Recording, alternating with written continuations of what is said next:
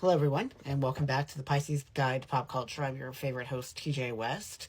As we all know, I love being a Pisces, and there's nothing that a Pisces loves more than talking about dreams, spirituality, all that kind of thing. Now, I will admit that up till recently, I've been a pretty staunch agnostic, which I think is pretty unusual for the Pisces brand, but I've been sort of giving some thought to returning to Christianity. No small thing for a queer person, as I'm sure many of you are aware. There's often a vexed relationship between queer people and faith. So, as part of that, and being, of course, a former academic, I have my PhD in English. I've been thinking a lot about, research. We like to research things. Former academics. You can take the Pisces out of the academy, but you can't take the academy out of the Pisces. So, to that end, I've been reading a lot about early Christian history because I find it's an interesting subject just on its own. And one of the more remarkable books that I've read recently is Catherine Nixey's Heretic, subtitled Jesus Christ and the Other Sons of God. Now, Nixey is most famous for having written another book called The Darkening Age about the way that Christianity in its early days kind of destroyed paganism as well as the texts of antiquity. And this book, while a little less fire-breathing than its predecessor, is still a very sort of like staunchly polemical book about the ways in which early Christianity was very much a period of unrest, where there were multiple competing gospels, there were multiple competing understandings of what Jesus or who Jesus was, whether he was divine, whether he was mortal, whether he was both, how he was both, all the sort of things that we in the present sort of assume to be established in orthodoxy were actually quite controversial in the early days of the church. And I think that this book is a good beginning text for those of us who are sort of interested in that period of theological exploration.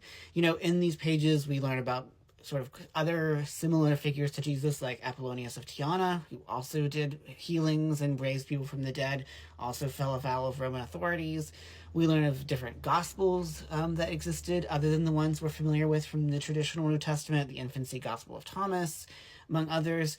In some of these versions, Jesus is not very nice. He actually kills people, including his neighbors who annoy him, and then has to bring them back to life. And then, of course, there are all the ways that pagans and sort of notable pagan philosophers and thinkers kind of criticized Christianity for some of its more zany aspects. And all these things get pretty good treatment in the book. It's very slender. It's about a little over 200, 300 pages, so it doesn't take a huge time to read. And Nixey is very conversational, sometimes to her detriment. She is a little bit flippant, I think, in a way that's not always very helpful when it comes to being rigorous or scholarly. A little of that goes a very long way. And of course, I'm not the first one to observe these things.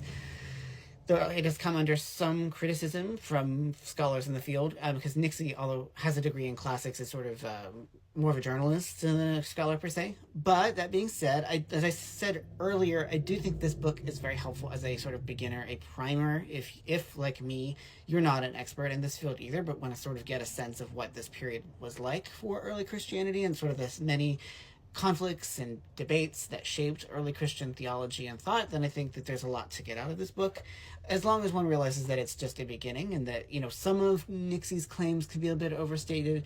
She does tend to rely on Christianity's critics rather than actually giving the apologists, as we call them, their own chance to shine. So this kind of can sometimes give you a distorted sense of what early Christian conversations looked like.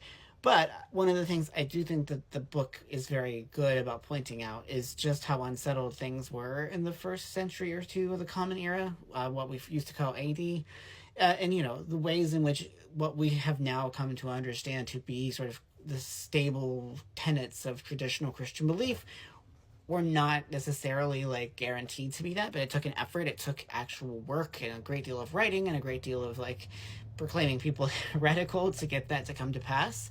And so, as someone, like I said, who has left Christianity but is now sort of thinking about returning to it and wanting to learn more about how it came to take on the shape that it is, I think it's very helpful to look back at these key moments of Christian history, in part to recognize that for all that a sort of conservative brand of Christian thought tends to believe that everything is sort of eternal, then in fact it's always been under contest. And even key issues, even aside from sexuality, which is itself a whole thing, even key issues of who Christ was and what his childhood looked like were very much up for debate.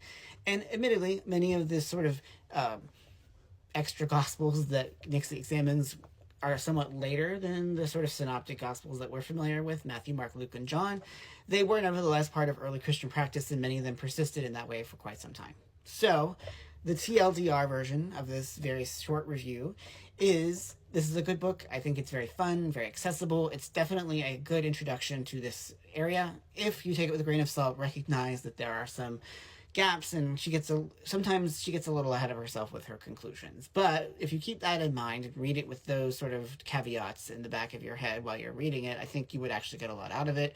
If, like me, you're a Pisces and you're always looking for some spiritual exploration, I think it's a good fit. But even if you're just, a layperson or a devout person looking for more understanding of Christianity's history, then I think it will serve you for that too.